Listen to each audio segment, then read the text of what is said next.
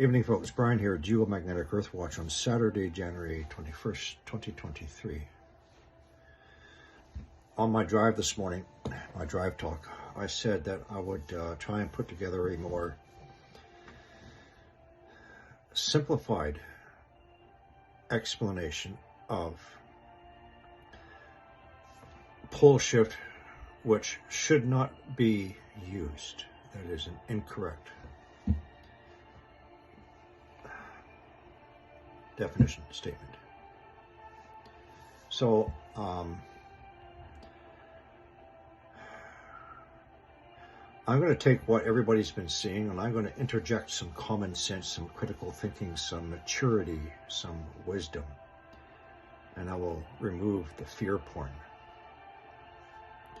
and I will remove the falsehoods, the fraud, and the lies. Because there's more and more people now coming out of the woodwork who are hearing about pole shift. And understandably, they're getting a little bit confused. And they don't know who to follow. They don't realize that people that they are following is giving them incorrect information. Or they have other reasons why they want to try and convince you on such things as 40 degrees, what have you. Anyway, pole shift is a generic term which is being used, and people are really getting confused and they don't understand. When you simply say pole shift, a lot of people think of the actual shift of the physical geographical poles. That's not what we're talking about. Even when we're talking about the geomagnetic excursion is the proper definition, not pole shift. The poles always shift around, okay? They don't stay in one spot like Santa Claus North Pole. All right. Every 12,000 years, approximately. Some will say 12,000 years exactly. That's not right. Some other people will say 12,068 years. Others 12,500 years.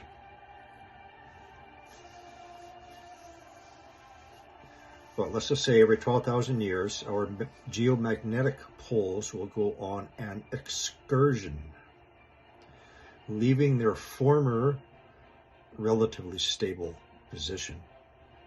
And an excursion is more or less a straight line point of travel.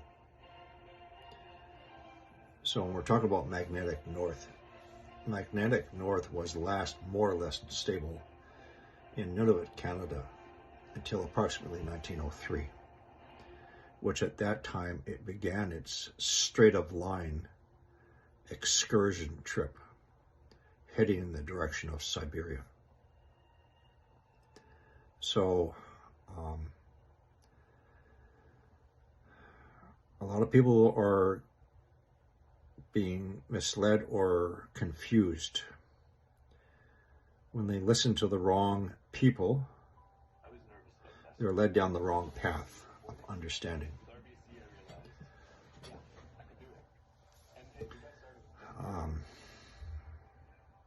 And they're not giving them the correct or the important information.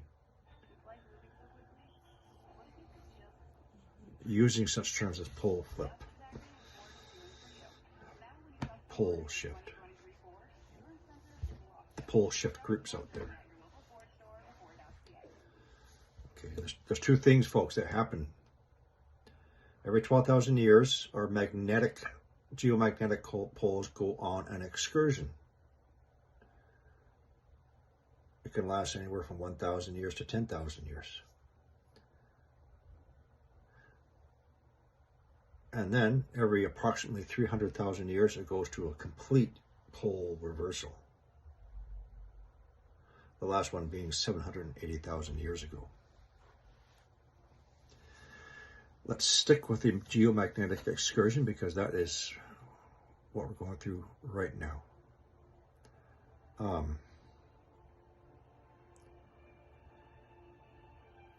And so if they follow one particular person, his motive is money, and that's it, through lies and fraud. and they're not being told anything that's going to help them. If you listen to another person, if you're not at his level of perceived intelligence and standing, if you're not in his master class, as he once quoted, you will be chastised for answering simple questions as a newbie coming in, really not knowing anything about playlists and stuff like that. You'll be chastised and humiliated if you ask simple questions. And that's totally inappropriate, and that's just not a good thing to do for your fellow man and woman.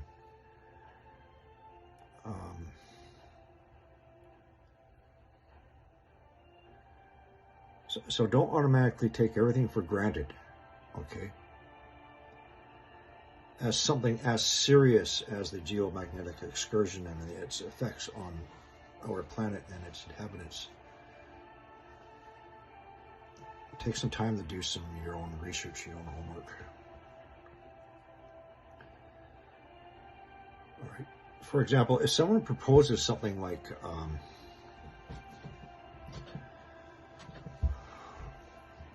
within a certain time period, the planet is going to actually shift. And it's going to shift in a certain direction. How do you know that? I don't know. You know what? Only he knows what he's going to be doing to our planet. And if he proposes or insists that, for example, the Gulf of Mexico, because of the shift, will flow up right in through the United States, right up into Canada. At least in between two mountain ranges, at least. So when someone says that, there's an opportunity for you to do your own homework. Just Google, what is the volume of water in the Gulf of Mexico? Because half of it is relatively shallow, sitting on top of the continental shelf, and only the middle part is the deep part at approximately 14,383 feet deep. So just ask yourself, get on Google Earth, right? Take a look at the Gulf of Mexico, take a look at the size of the United States and into Canada, and ask yourself, could that relatively small amount of water really completely inundate the United States? Most of it, except for the higher regions, all the way into Canada? Just do some basic research to see if maybe what this is being proposed is really true or not, right? If someone holds up a circuit board that is this size, and if he says, well, I spent 8,000 pounds on this, that's 9,900 US dollars. That's 13,300 Canadian dollars. He says, I spent 8,000 British pounds on it. But written on the bottom, there's a word that says Cosmic Watch. The name of the manufacturer. Take 5 minutes. Didn't even take me 5 minutes. It took me 2 minutes. One, because I know he's a fraud and a liar. I've known him for many, many years. He made a very critical mistake doing that.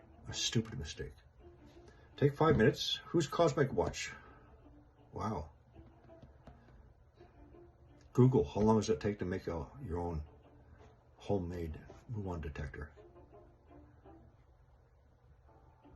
$100, maybe $200. That's it. Oh, there's a guy, Cosmic Watch. He sells these circuit boards, and he has a manual with schematic, and his package includes a list of all the components you need and exactly where the components go.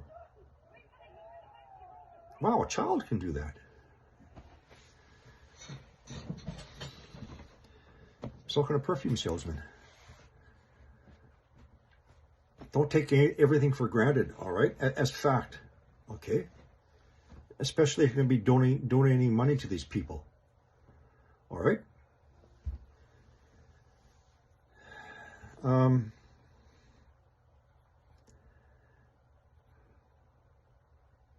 So again, when people say poles shift, they don't know, okay? So when they see and hear someone talking about this 40 degrees in 1 to 2 months and the poles will flip.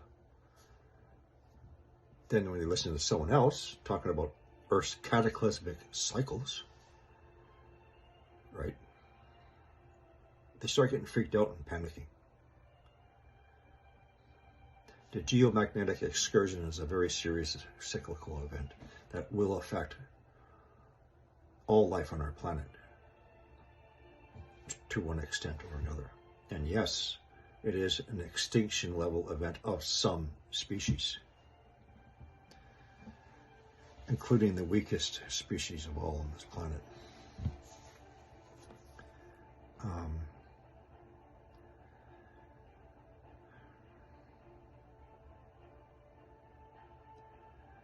So this is something that happens every 12,000 years approximately. And it's been underway for approximately 120 years. There's varying arguments on how long this process takes. Originally, and you'll find a lot of documentation on it, it takes on average of 7,000 years. Anywhere from 2,000 to 12,000 years, this process takes. The average of 7,000 years. Some people think it happens 10 times as fast, therefore 700 years. Others think even in a generation. Well, it's already been ongoing for 120 years now.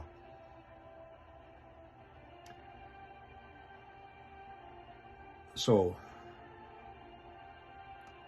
a former perfume salesman cannot say, well, it's going to flip in February, March 2023.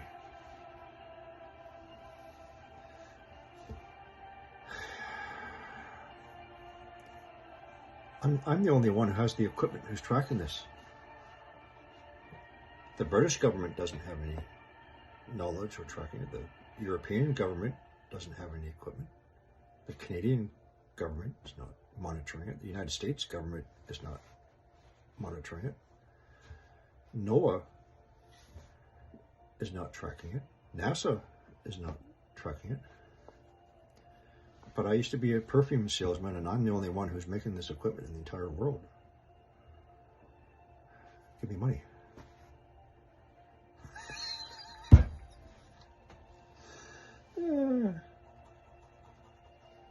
So, people are coming into knowledge. They're waking up. Yes. I'll give you some simplified explanations.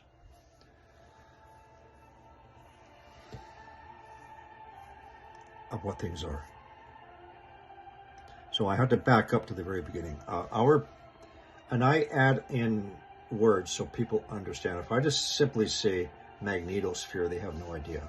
Okay, what does it do? So I always add on protective magnetosphere, so they understand our magnetosphere is up there to protect us from harmful cosmic radiation. It's a region in space that envelops planet Earth. Okay, planet Earth, and it envelops our planet, our protective magnetosphere, and it protects us from the highly charged particles of mostly protons and some electrons. Now, these harmful cosmic radiation originates from our sun through the solar winds, mostly. They also originate from the remnants of supernova called galactic cosmic rays. So we have the solar cosmic rays, we have the galactic cosmic rays constantly raining down on us. And for the most part so far, being deflected off of our protective magnetosphere. And the cosmic rays are potentially dangerous to all living organisms.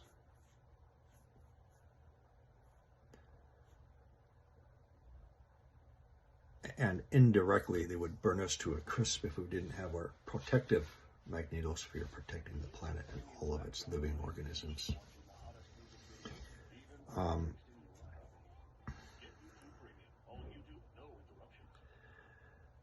Now, the magnetic field is generated from within the outer core of our planet through a dynamo process, through the motion of molten iron, and when it's exposed to an electric current, generates magnetic field lines. I'm not going any further than that. We don't need to know any more. If you want to know more, down the hall to Professor Davidson. If you want to know about ancient civilizations, down the other hall to Professor Diamond. He does very, very good talks about ancient civilizations. That's something I'm really fascinated about. But anyway, this is Pole Shift 101. So anyway, our protective magnetosphere is generated from within the outer core of our planet, where our magnetic field lines leave the south polar region, encircle and envelop our planet, and re-emerge through the north polar cusp, the north magnetic pole. Now, in order to have a 100% full effective protected magnetosphere, our magnetic poles need to be more or less antipodal, exactly opposite to one another, to have an organized, separated magnetic field lines. All right. Now,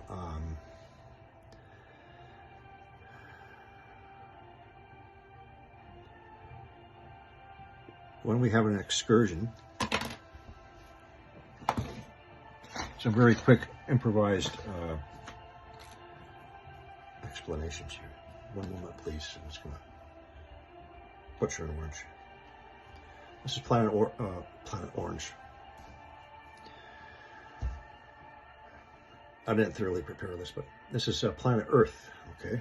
Now, normally, our geomagnetic poles, not our geographical poles. Our geographical poles is the spin on the axis. Okay. Our geomagnetic poles is what I just finished going through. Now, during an excursion, they leave their more or less stable position. So we no longer have magnetic poles, geomagnetic poles, in an antipodal to each other. So what this does is this starts to break up and disorganize our protective magnetic field lines. Now these are drawing closer and closer to each other. The intersect point, if they continue past 45 degrees, is the Indian Ocean off of Sumatra, Indonesia. We don't need to worry by that time. We need to be concerned that they've already left Nunavut, Canada in 1903, and magnetic south has already left Antarctica. It's in the waters between Antarctica and Australia. So what does that do to those protective magnetic field lines during an excursion? So this is what our protective magnetic field lines look. Coherent, stabilized. But during the reversal or an excursion, they become chaotic, disorganized, weakened, broken up. No cohesion. And in fact, we can end up having multiple magnetic norths and multiple magnetic souths. So during an excursion, if it's only an excursion, magnetic north will settle at 45 degrees from its point of departure. And that would be Siberia. Now, geomagnetic excursions can last anywhere from 1,000 to 10,000 years. So that is 1,000 to 10,000 years with our severely weakened protective magnetosphere, which can go down to between 0 and 20% of its normal strength. Now, it is believed, generally known, that we have already lost 20% of our protective field strength. Some feel that it's even down to 25%. So as the excursion continues and as the two poles come closer to each other, we're going to lose more and more field strength.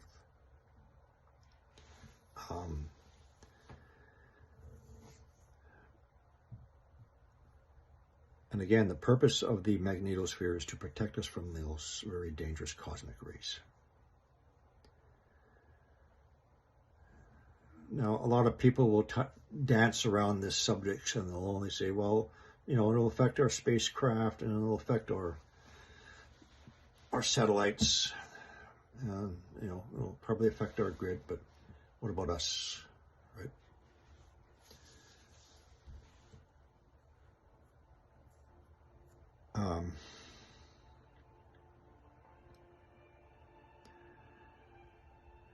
So fact one is, and as published by NOAA through the World Magnetic Model maps, it shows you where the dipole is, the actual magnetic pole, hovering right now over Siberia, and the other one is stated between Antarctica and Australia. And that was last done in 2019, even though dated 2020. It's done at 5-year intervals.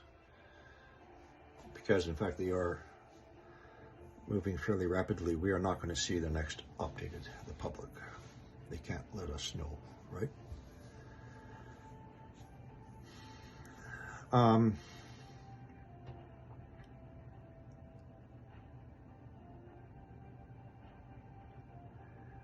So one of two things is going to happen.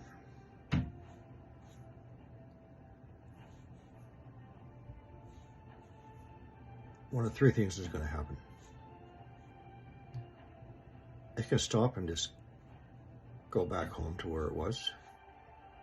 It can keep on going and then reestablish in Siberia.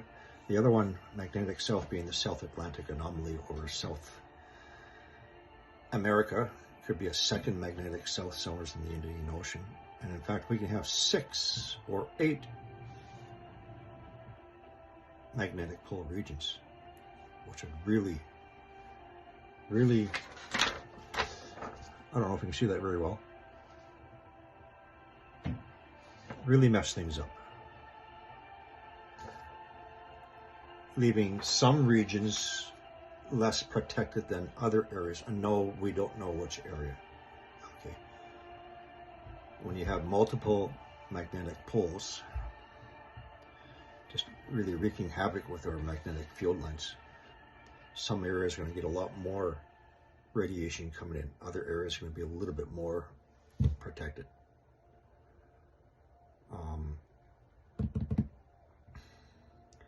Now, like I said, an excursion can last 1,000 years to 10,000 years and can leave us down to between 5 and 20% field strength.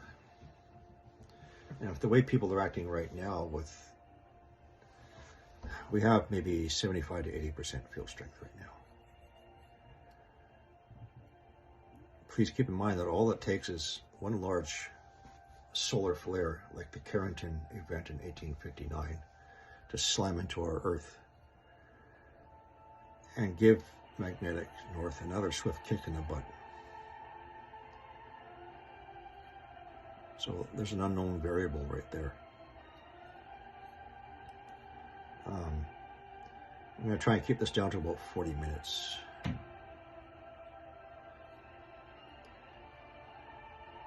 So I'm not going to get into really deep the different theories why these things happen.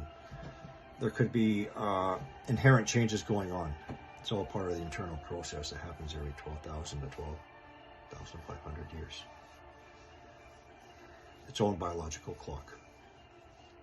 That's one theory.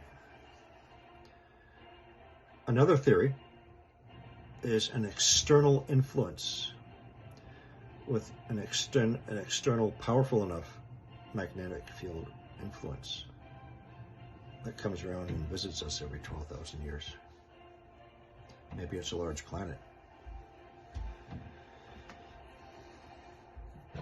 Third theory is large impact. I don't know if I can follow that one, that we have a large impact incident every 12,000 years, but I'm not going deep into that. I'm just explaining the difference between pole shift and geomagnetic excursion and who we should be following.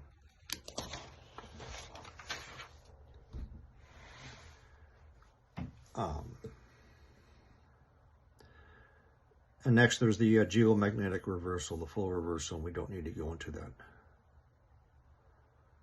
We need to cover how the current excursion is affecting our planet and the signs to look for, and the effect on us humans. So another thing I want to bring to your attention is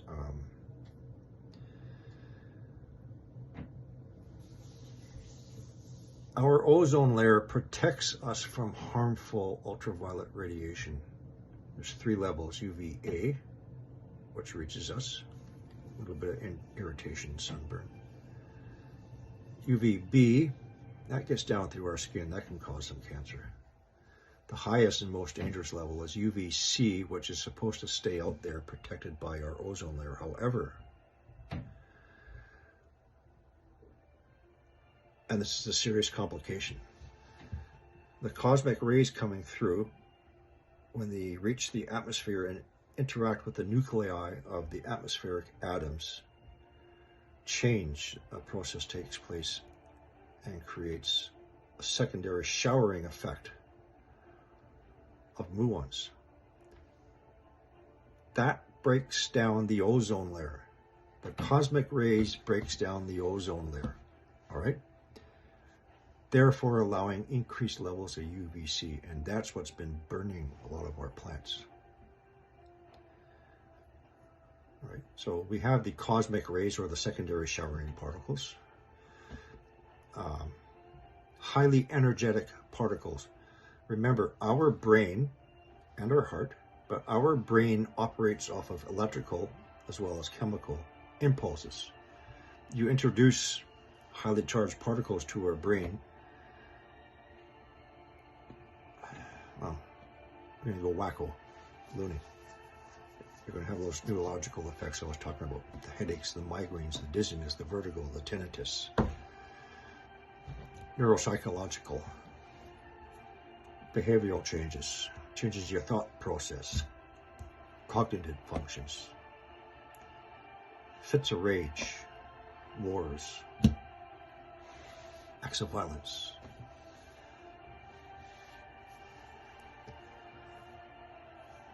And then there's also the effects on the planet that I described earlier on. 29 minutes, so I'm just watching my time here.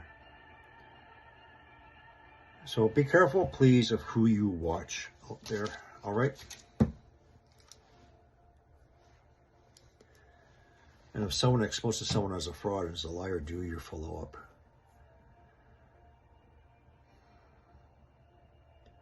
I'm seeing these 40-degree followers forming their own little Facebook groups and all that. And I'm sorry, man, you're going to be disappointed. I've just called them out and I've proved it. I've known it for years.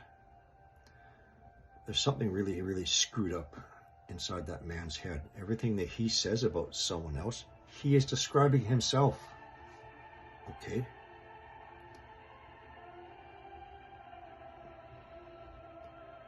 There's a level of immaturity and mental instability going on there. I manufactured this 3D box. I made this 3D box. I used to do that stuff all the time. You go down to the hobby store and you pay $5 for those hobby boxes. Why do it through an expensive 3D printer? Go down to your hobby shop, man, your electronic shop.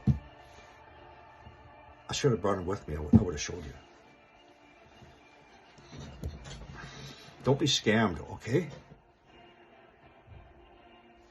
The fact that he has scammed you and lied to you to try and get sympathy so you give him more money, that should tell you something about this 40-degree theory, which he said it's just a theory based on an experiment. He hasn't provided any clarification. How does 40 degrees on a compass relate to the planet and those little pins he puts on them every month? How? You've been sucked in.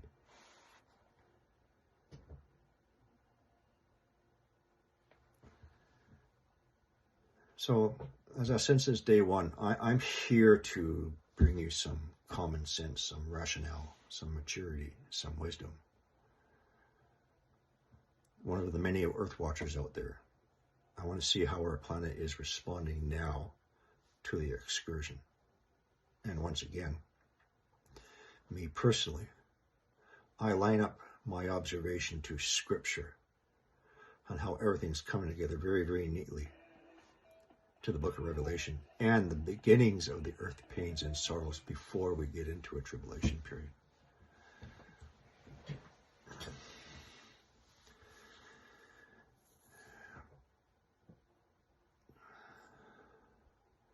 $40-degree next month or March. Pole shift. Ooh. Things turn. That's what people are seeing and thinking.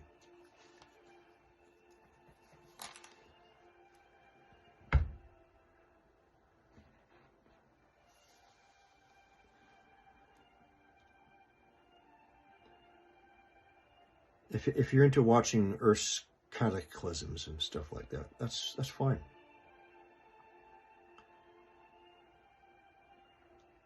If that's how it prepares you, that's fine. If you think their pole is going to shift without understanding the consequences of a pole shift in 1 to 2 months, you've already said your prayers, right? You've already said goodbye to everybody, huh? If you want to continue to donate to people who are making their own little doomsday bunkers who say that they will kill you if you try and get close to them when an event happens, give them all your money. My suggestion is to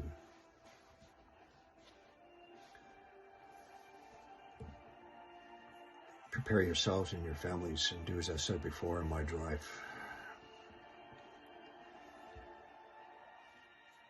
Be more realistic about what you can do to prepare. Watch for those signs. I'm not just talking about how the earth is changing, but also how the governments are changing. They know full damn well what's going on, and watch how they change their mannerisms, their actions.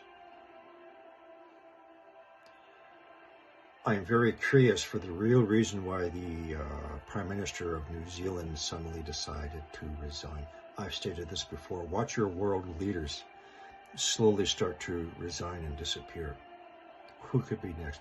If I saw 1 or 2 more world leaders or one big world leader all of a sudden say, that's it, I gotta quit, I would start to be a little bit concerned.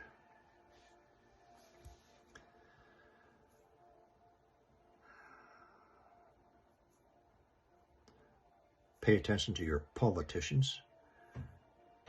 Pay attention to your surroundings. Pay attention to your own country, not some other country. Oh, you can survive here, but you can't survive here. You know what? How many of you have enough money to get on a plane and go to someone else's country who's not going to accept you anyways? To survive something that someone is claiming is going to happen between the late 2030s and 2040s.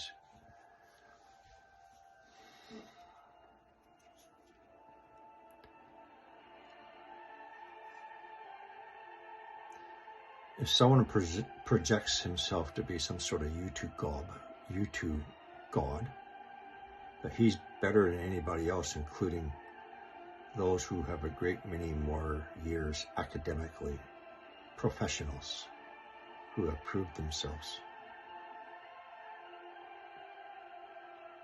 to the point where a lot of people are afraid of him. Not everybody. So all I'm saying to you people is do your own research for something that is going to affect humanity. And as I've stated, I think we're going to start seeing those first event signs. First event being catastrophic earthquakes, volcanic eruptions between now and 2025. My personal observational opinion. Not just because I believe in scripture and because we're going to be seeing earthquakes in diverse places. Noticeable earthquakes in diverse places.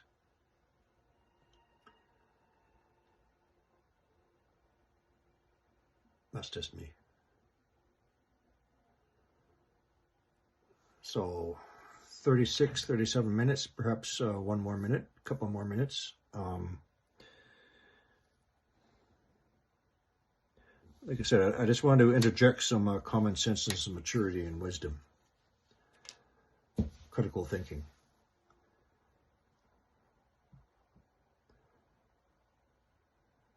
And just take what I've said and look at the others.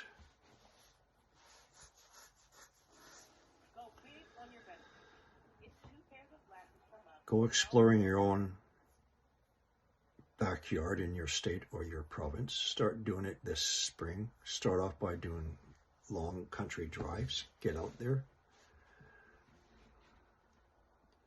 All right. Start camping. Start getting used to the change. Start doing it on a regular basis. No matter how much your wife whines and complains. All right. Start doing your own geographical survey of the area, thinking about make sure there's no volcanic regions in the area because they're all going to be popping off.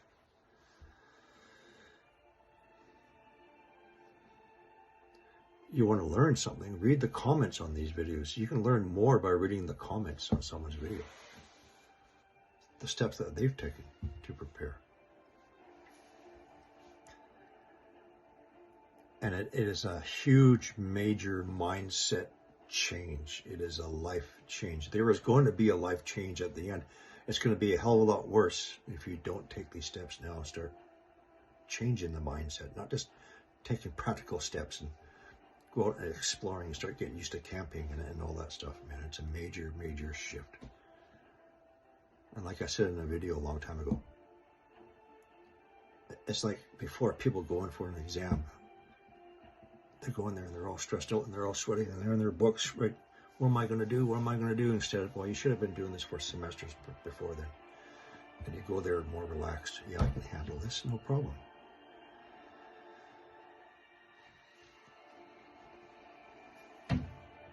You found out, you've heard about it, you're in school now.